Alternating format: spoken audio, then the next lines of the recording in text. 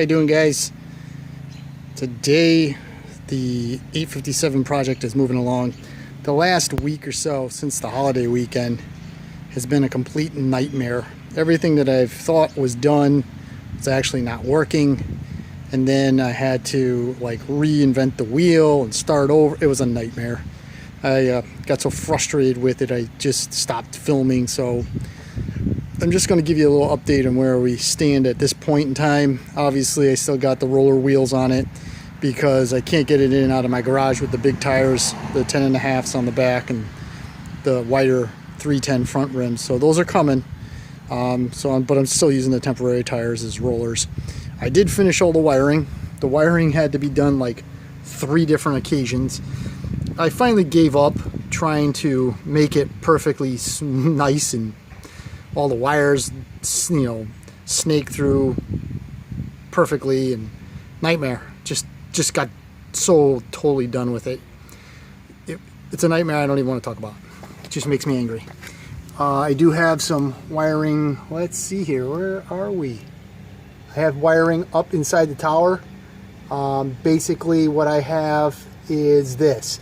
I wanted to try to hide all the wiring so that way when the hood's closed, the only thing we're going to see is the fuel line, the main battery cable, and the control cables, which I've installed. So on this side of the tower I have the fuel pump relay. On the other side of the tower, I don't know if we're going to be able to see it, is the starter solenoid. Up inside behind the dash, I stuffed the rectifier. There we are. Sorry, the rectifier is behind there. Obviously, you got a 5-prong modern style switch, wiring harness. The inline fuses here. One is for the main power going to the switch. The other one is for the fuel pump. Actually, it's vice versa. This is the fuel pump one. The fuel pump trigger wire. This is the accessory wire, which runs like the cigarette lighter, plus I'm going to put an auxiliary light on the back. That's what's going to run that. And what else is there? There was something else was running. Oh yeah, no, those 3 things coming off that wire. So I started off with a fuse panel, but then the fuse panel was actually stuck right there. It broke the minute I put a fucking fuse in it. It just totally shattered. Classic China stuff. We have a couple wires here. This is the stator wire right there. We have an ignition wire, the module wire right there, and then this is for my tiny tack, which I'll show you in 1 second. What else did we do? Oh yes, put all the controls on for the choke, which ended up being a complete nightmare because this was a K-series carburetor that I put on the Magnum motor, but the throttle shaft was incorrect. For the K-series choke shaft, sorry, was incorrect. So I had to swap the Magnum throttle shaft into it. Of course, the little screws broke. I had to drill it. I had to tap it. The damn thing didn't drill straight. So I ended up having to red Loctite the new screws into the shaft. Again, nightmare. Totally lost time. Still have to put the fuel line on. Obviously, I've got to tighten down the governor shaft, set the governor, but everything is there. We swing around. Obviously, the exhaust is on. It looks good. I just need to polish it. The steering wheel has been all sanded, polished. I did it with steel wool. 2000 grit, steel wool, and then mother's polish, and I think it came out real nice. I do have a new center cap for it. The dash is completely put together. Got 2 new control cables, choke and throttle. What else do we have? Oh, this is the only thing on the tractor that's not going to work right off the bat, which is the generator light. I got to figure out how I want to wire that so when you click the switch up, it'll turn on and then it'll turn off when the engine starts. Still got to monkey around with that. The cigarette lighter, it's actually kind of nice, isn't it? Original wheel horse, it's there. It will work. My Kohler tiny tack is set right there for the RPMs and the hour meter. We obviously have the on-off switch for the auxiliary light I put there. That hole was already in the tower, so I just used it. Obviously we have the sticks that are coming up through. What I'm working on today is the clutch pedal. Now the original clutch pedal had an arm that went right about here, but it hits the blower cover, so I need to cut that off and move the contact point for the clutch rod over so it'll clear the front of the motor. Not a big deal, but we're going to work on that today. I am going to hook up the clutch and explain what this thing is in a few minutes. All right, let's get to work.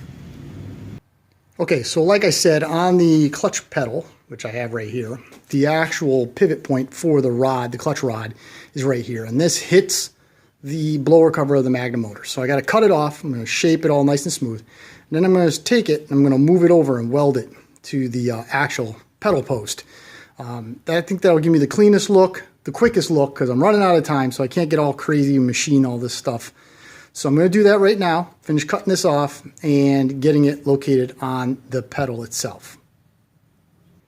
Okay, so after a little bit of cutting and a little bit of filing, I was able to remove the clutch rod point off of the clutch pedal. I'll grind this down, this area here, to make it look nice and smooth.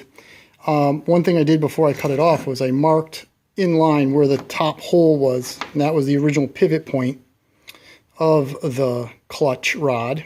And I made like a little mark where the center is. So basically we're going to line up the two marks kind of like in that fashion. We'll make sure it's straight, something like this. And now I've just moved the a point over to clear the blower cover. Now I'm going to clean this all up, get all the paint off, get the rust off it. I'll bevel this, and then I'm going to weld it on. I know what you're thinking. You can't weld cast iron. And you're right. If this was like a real structural thing, like I was going to mount a seat belt to, I would agree with you. But as long as it's good and clean, I don't overheat it. You've seen me weld cast iron before. It's not a big deal. Just don't overheat it. Go slow. Make sure you got fairly good penetration. It's not for a roll cage, and it's not for a seatbelt. All right, let me line it up, and we'll get cracking. Okay, so after a little bit of welding and grinding, I was able to move that pivot point over to the actual arm. Came out pretty good. For welding where are we? There we are, sorry. For welding cast iron, let's see, come on, you can do it, there it is. For welding cast iron, came out pretty good. And then I just took the stock 857 clutch rod, and because I moved the pivot point over, what, maybe 3 inches, I had to re-arc the original clutch rod so it'll meet up to the pivot point here in a straight fashion, which it does. So I'm happy about that. What I'm going to do now is I'm going to put all the bits and pieces to the clutch together, meaning this cable, which I'll explain in a few seconds, the parking brake lever, and the spring. All right, I'll be right back. Off to Napa. That's where we are going in order to try to find a V-belt. Because I learned the hard way, I need the V-belt in order to put together all of the clutch foot pedal linkage and adjust it so we can get it to work. Why I didn't think of that earlier? I have no idea. My mind is shot on this tractor, but off to Napa, we'll get it. We'll get the belt. I believe I need a 68-inch belt. I've been going kind of back and forth. Had a 65, wouldn't fit. Went to a 70, it was too long.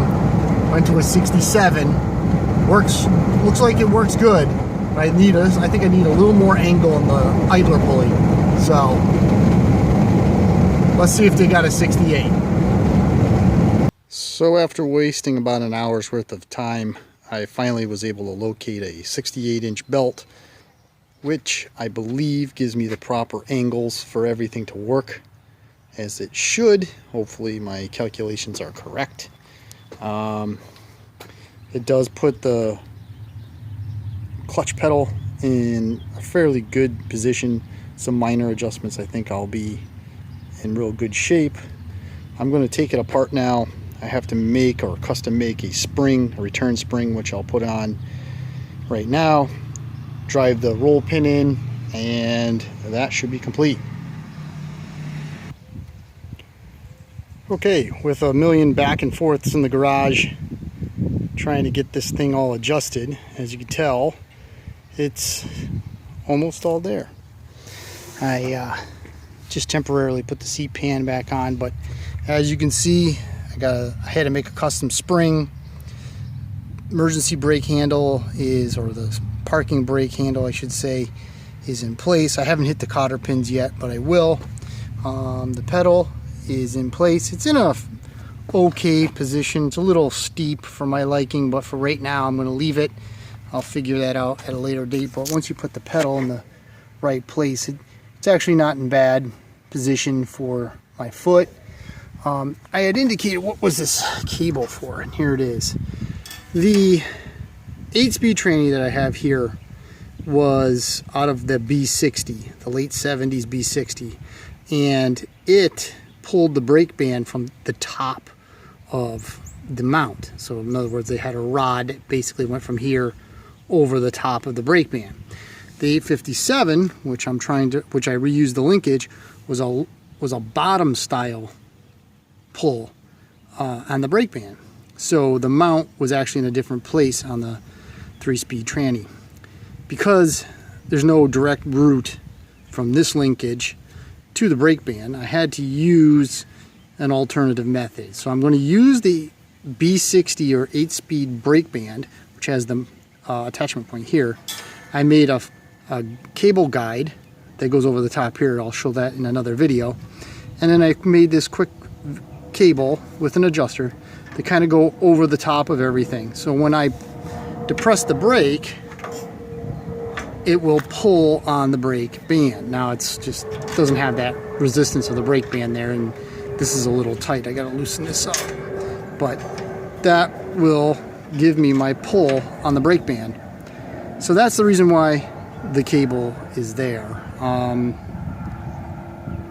It actually works pretty good. It does, maybe in theory it doesn't look like it would, but it actually works pretty good. It will stop the tractor. I got to fix the brake band. The brake material has come off the actual metal band, so that's the reason why it's not on. Now if we swing around to the other side, as you can see, the 857 belt guard that I modified to fit on the Magnum 10 motor looks pretty good. It's actually nice and clean. I did have to make a little bit of a spacer that goes underneath this bolt. There's a little bit of a spacer underneath this bolt to just space it out a hair because the pulley's in a little different position. But overall, let me just close this.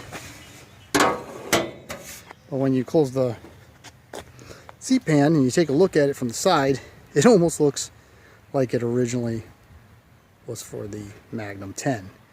What do we have to do? The belt should be adjusted fairly good. I don't think we need to do any belt adjustment. The pedal's where it needs to be.